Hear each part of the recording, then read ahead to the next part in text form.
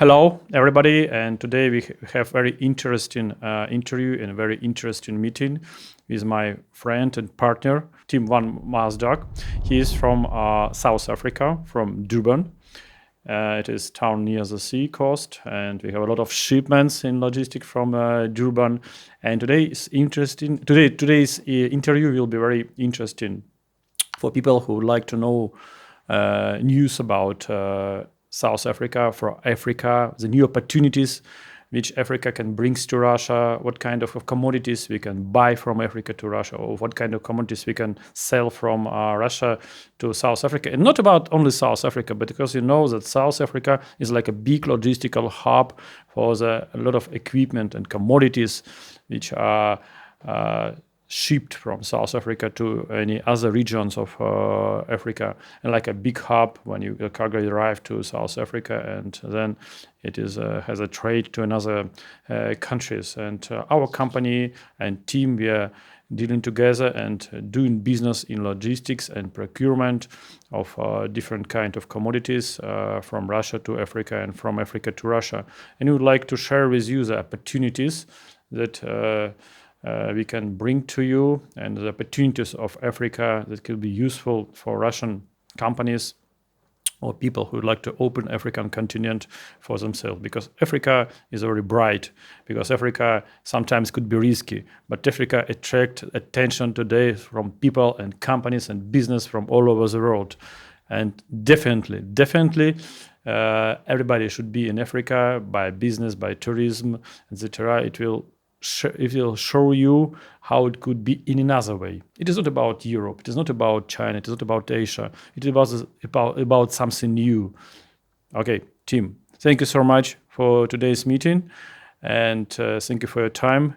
Tell me, please, about yourself, about your way. How did you came to logistics, and what is a part of logistics is giving the energy for yourself? Denis, thank you so much. Everyone, thank you for having me. And I just would like to take a moment of my time here to thank Russia for being so friendly towards us South Africans. It's an absolute pleasure, because we struggle to travel to a lot of places around the world where there's a requirement for visas and other stringent documentation, but Russia opens us with welcome arms. And it's an absolute pleasure to be able to come here, spend time in the country, learn about the history, the culture, get to meet people. There's also this bad stigma that the West has created regarding Russia, that Russians are unfriendly, Russia's unfriendly towards Westerners. It's not true. It's not true at all. In fact, I feel safer here than a lot of other Western countries. For example, when I'm in Europe, I have to watch over my shoulder the whole time. Here in Moscow, it doesn't feel like that. I can walk around, mind my business. I look Russian, so it helps. But it doesn't help me when I get asked for directions for the subway and I can't understand the Russian that's been spoken to me. But anyways, enough about that. To answer your question, to answer about my life and logistics, about South Africa. So I was involved right after school.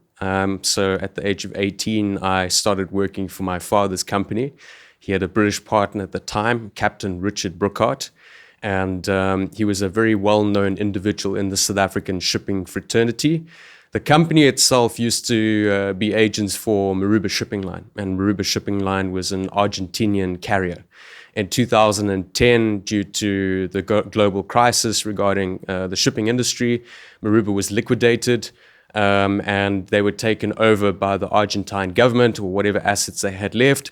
So Alpha Shipping, the company that my father joined in 2010, had to diversify. And they had to go from being liner agents to focus on clearing and forwarding. And we became members of several freight networks, and that allowed us to start interacting with foreign countries and foreign companies. And it positioned us to become a leader in logistics in Africa.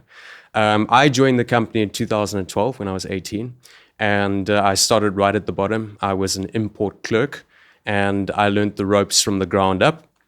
And I came along a few years later developing in my role to be becoming a leader in logistics in Africa, where I would spend time overseas speaking to foreign companies, speaking to investors about the different sectors and segments within the South African and African economy.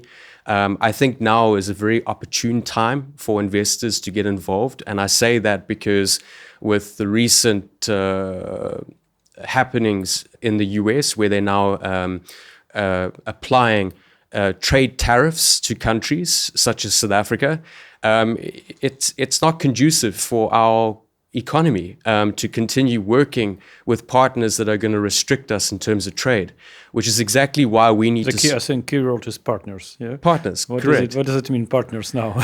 So it's a very difficult time these days because the geopolitical climate is changing on a daily basis, and South Africa has to partner with like-minded countries that are friendly towards doing business and doing mutual relationships.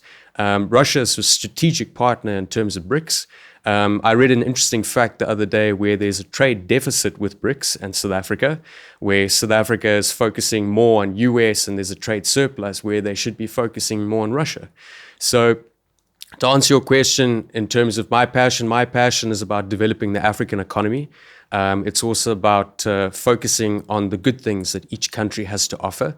I feel that Russia's got a lot to offer South Africa, especially in certain markets relating to canned food, to chickens, beef, agricultural equipment, mining equipment, energy, specifically the nuclear energy sector.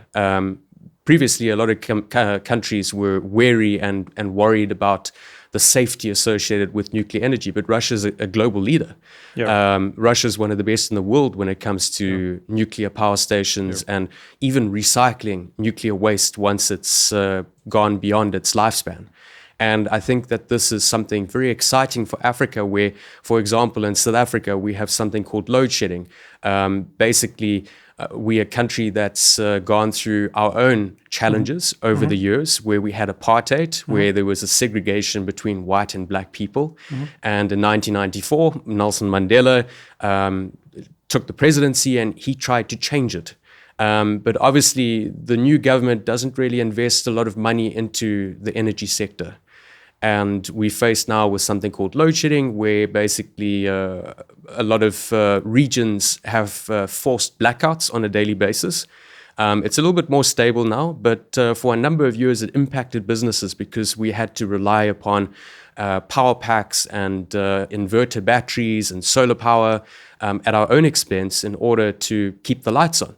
And this is where nuclear energy would play a key role. And the logistics around it is something that I'm very excited about. In fact, logistics in general is exciting. The various possibilities when it comes to trading even, where you have to perform various facets regarding charter parties and chartering vessels. And Russia buys a lot of manganese and chrome from South Africa. Here we're very common with you because I'm also excited about what I'm doing about logistics. Yes, it's also always changing. Yes, you can think in different ways. You should be flexible. And it's very common with me and team. And when I ask you one question, so logistics is always changing during the geopolitical side. Right? And what about underwater storms that could be faced for some newcomers to Africa? For example, Russian businesses would like to lead their business in Africa, and they're looking for new opportunities. But as we talked with you, that there are some risks could be, yes, somewhere. What about the underwater storms? So in terms of risks, I would say that, first of all, it's a totally different culture. Okay. The cultural difference could be a challenge. But culture difference, it is just a little bit slow, okay? But culture could be different on not only between Russia and Africa. The culture is different between North Africa and South Africa, East and West. Is it right? Correct. Yeah? Correct. So Totally that means cultures. that if a Russian company would like to have a business in North Africa and South Africa, they should also split their resources and to understand the culture on the North and South, yes, on the West and East. Correct. It can't all be bundled together. There's a totally different way of working between the various African regions. In South Africa, we speak more than 11 languages. And as such, there's different ways of thinking. 11 languages. 11 languages. Amazing. What about Russia, by the way? So I think the same, because we have a lot of nationalities in Russia. Yes, like in Yakutia, on the Russian Caucasus, on Russian North, and they have also their own languages. But officially, we have only one language, it is the Russian language. But we have some national languages that could be speak like a second one by people who are native. Got you, like Tatarstan and those regions. Right. Yeah, understood. Right. It's a huge country, so I can imagine that it has different cultures within the country itself. Yeah. And going back to what we were discussing in terms of South Africa, the challenges, the underwater storms that you made reference to, I think one possible challenge would be this culture relating to BEE, which is Black Economic Empowerment, similar to what they've done in Middle East, where they're trying to empower the local inhabitants and to provide them a chance to become successful and to try and create generational wealth. In South Africa, it's a bit of a failed project where we've had more than 20 years to perfect this, but it's stunting businesses where in order to deal with governmental entities, a certain percentage of the company has to be owned by a local African individual. And it's affecting our sport as well, where teams are selected based on color, not on ability. I think it's changing a little bit now, especially with our rugby, where we have the most successful rugby team in the world. We've won the World Cup 4 times.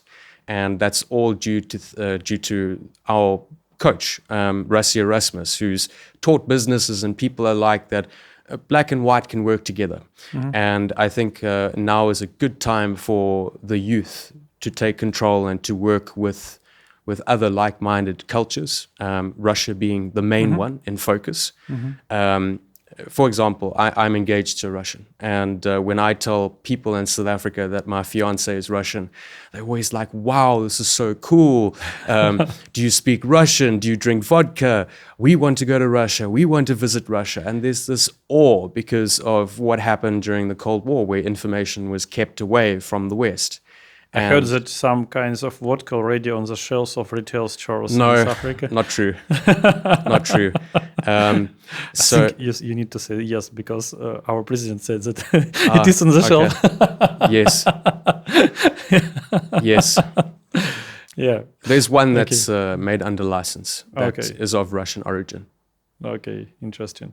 So we are doing logistics together, and our customers are always asking about Africa. So, Denis, why you are more unique than other companies, yes, who provide services to Africa from Africa? And I always tell him that we provide a comprehensive services. That means we can make a business from door to door, and you make a huge support for us in arranging customs clearance, indoor delivery, domestics, arranging house, last mile, first mile. It depends on import or export, consolidation of cargo, storaging, labeling, and etc. And it doesn't matter where is it. So it could be South Africa, it could be Lagos, Nigeria, it could be Tema, Ghana, Burkina Faso, Guinea, it could be Kenya. And how can you make it in a safe way? I mean, how can you reach it? Because any service that we are doing together always reliable. Any service that we are doing together always has no any risks, and it is predictable. That means if we provide the terms that we will do it for 1,000 of USD, for example, yes, and it will take 3 days. It is in fact what we are doing. The people and the companies and the entities could be safety and could be happy that all the services that they ordered from us will be done in time. But how can you claim that you can do in Africa, which is very have a variety of people, a variety of nations and languages. It can do everything in time and do in a safety manner. So I think it's all about experience, and this is where you and I combine to provide an effective combined package. And a lot of companies haven't really been exposed to the African market as long as we have collectively. And we've paid school fees. We've had issues before. I'm not going to sit here before everyone and lie to say we've never had issues. But we learn from the issues we've experienced. And in order to mitigate future issues, we've partnered with partners that are like-minded. And it's all about connecting with the right people and working with the right people. And there are a lot of logistics companies in Africa. A lot of them are there to take advantage of unsuspecting clients, shippers, importers. And this is very important for companies to be able to trust companies such as ourselves. And this is where we put our money where our mouth is, where we go into these regions, we spend the time doing the research and development of the sectors, we spend the time educating our partners, getting them up to speed with the way that the first world countries think, not third world countries. There has to be hybridization, where you have to think like a third world country and a first world country and combine the pros and cons. There's no such thing as, okay, I'm sending a request, I'm getting feedback in the next 5 minutes. Africa doesn't work like that. We like to call it Africa time, where everything is done in a laid back manner. And this is where you and I try and educate our partners to think differently, to speed things up, to prioritize turnaround time as a key way of selling their services. And they do it through us, where we provide a very safe payment platform, which is something that's become increasingly difficult now due to sanctions. And with our partners, we are able to provide our clients with a service where they can go to bed at night and still fall asleep and not worry about the money going from $1,000 to $100,000 because of an issue. And in West Africa, it's a very complicated region. Central Africa, even more so, due to the instability regarding the political climate. But because of how we've spent time being involved in these markets and finding people that are willing to work as hard as we are, I think we mitigate a lot of those risks. And we can put our money where our mouth is, like I've said before, and provide the service that's expected of us. Okay, thank you for your reply. And I'm hearing a lot about risks. And a lot of Russian businessmen and a lot of Russian companies are asking about what you need to know, maybe main 5 points when we enter into African market. What kind of main points we need to understand that you should go and manage according to avoid any risks, to make business more interesting, more successful, more transparent. Could you give advice to Russian businessmen? Just maybe 5 points about what is very useful, what is very important, what should be must to have in a mind when you are going to African continent. Well, Denis, that's a very interesting question. And I think everyone understands the fact that if there's no risk, there's no reward. And Africa is a developing market, meaning there are still uncertainties, and uncertainties can be challenges, seen as challenges. I think corruption is one such risk. A lot of African countries are corrupt. And so it should be ready for corruption, or what? They need more cash? How to deal with this one? So, for example, if there's an issue with customs, and customs are providing every excuse to not clear cargo, sometimes you have to speak to them in a manner that makes sense to them. And that's usually done via a local entity, where they will go and speak to them and provide them with something that will allow them to understand that this cargo is needed for this region. This is in a lot of countries, Congo, Mozambique. I'm not saying that they are very corrupt countries, but there's corruption. And a lot of African countries suffer because of the corruption. And as businessmen, people need to be aware of the fact that in order to mitigate this risk, they need to have trustworthy partners that take control and are very clear and transparent when it comes to providing support and providing information that can be used in a useful manner. The second thing is crime. Africa is known for its crime. Some countries are worse than others. South Africa is a lot more stable, but there are some bad areas. But this is all that it is. It's bad areas. In South Africa, corporate crime is becoming a bigger thing these days. There are a lot of online payment scams. So crime is another one, but crime can be mitigated. It's all about the areas that you're involved in and the knowledge you have about the industry. Speaking to professional partners in those regions. Another would be labor. Labor is cheap, well, cheaper than a lot of other places, but you need to ensure that you know about the local requirements. For example, BEE, which we spoke about. You have to hire a certain number of black people in your company in order to improve your status. There are other ways where you can donate money to educational schemes to get BEE. I'm just talking about South Africa now. Fourth thing would probably be the banking systems. Very, very reliable usually. But research has to be done. I think it depends on the country, yes? On the About country, banking, yeah. You're talking about South Africa, of course. South Africa it's is reliable. yes, or North Africa, Correct. but Central Africa, it's a bit so-so. Yeah. Then insurance as well. You need to have adequate insurance for your companies in these regions. If you are aware of all five of those points, it's an excellent place to do business. There's a lot of money to be made.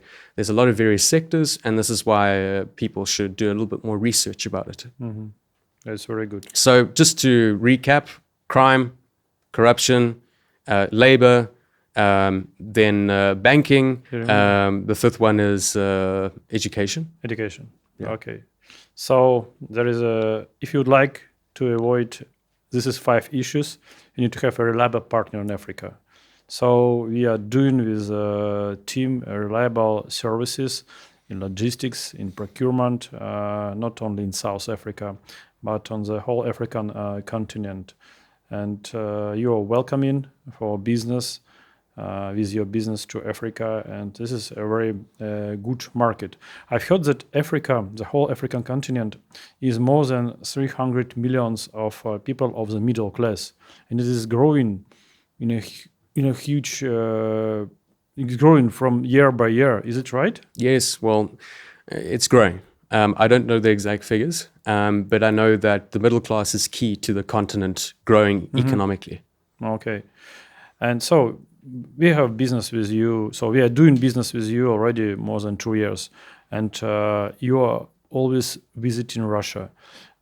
Can you tell about the common things in a culture between South Africa and Russia? What did you find for yourself? For me, this is an interesting question. And the reason why I find it interesting is because I actually discussed this recently with a friend of mine.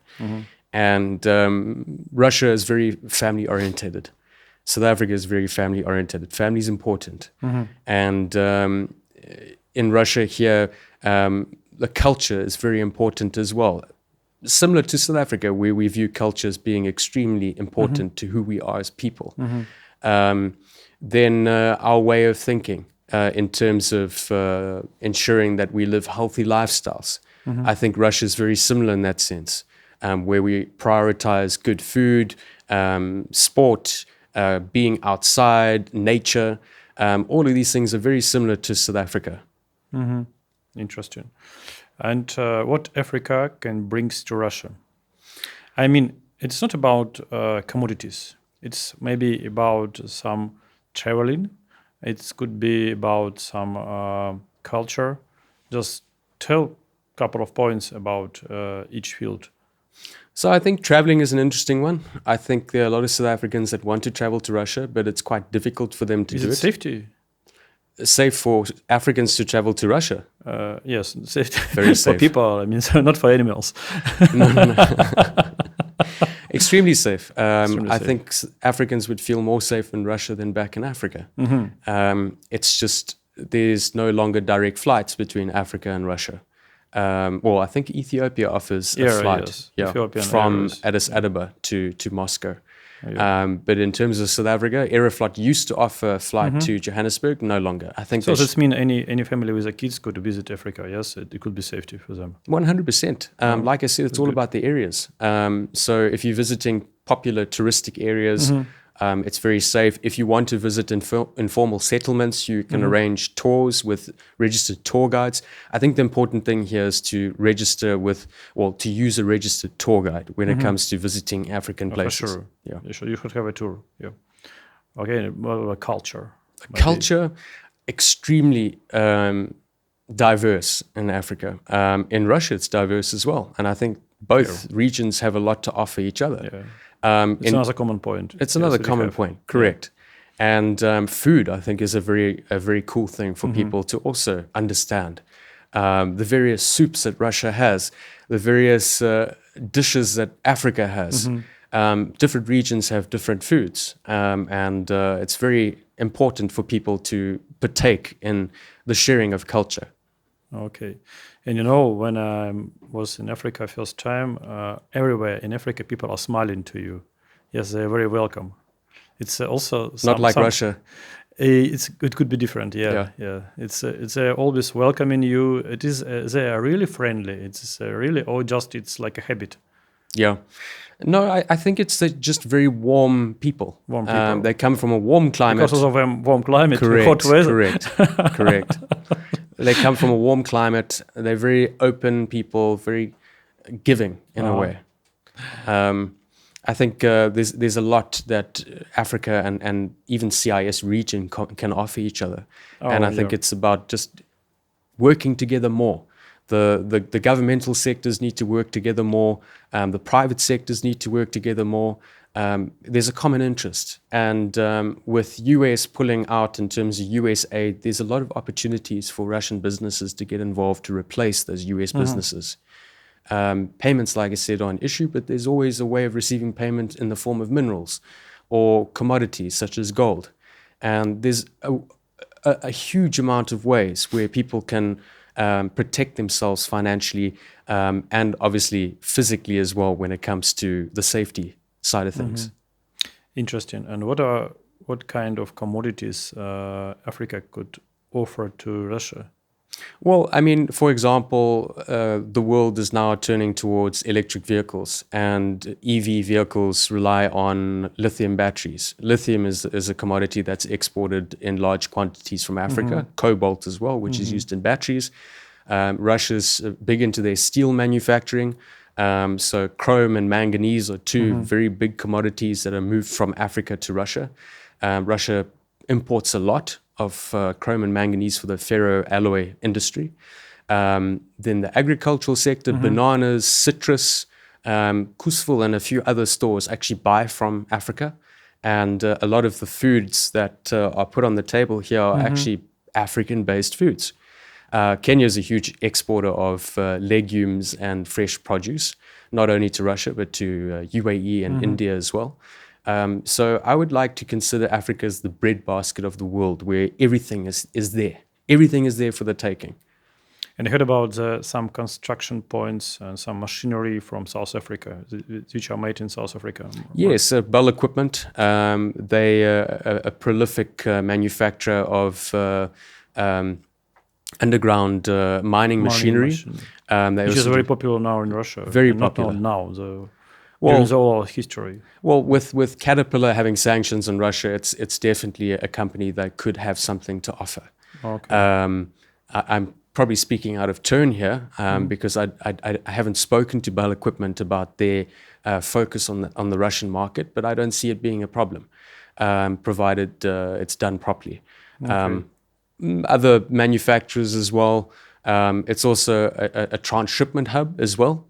Which is very important, especially now with the current situation. So there's a point for transshipment here. Correct. Yes, another one point here. Yeah. And when I was on the first Russian Africa Forum in Sochi in 2019, I have a flight with one guy from Sierra Leone. He was one from the governance level.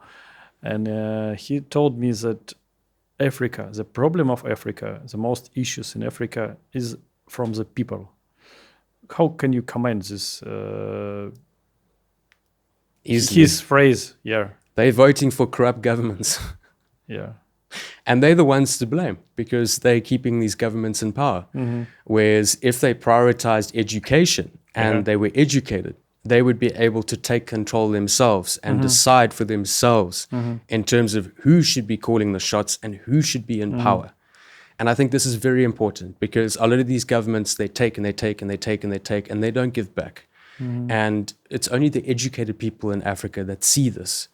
And if the governments worked for their people, I promise you now, Africa would be a global superpower. Much the same way that India was a global superpower before England or Britain colonized India and stole a lot from their culture and the country as a whole.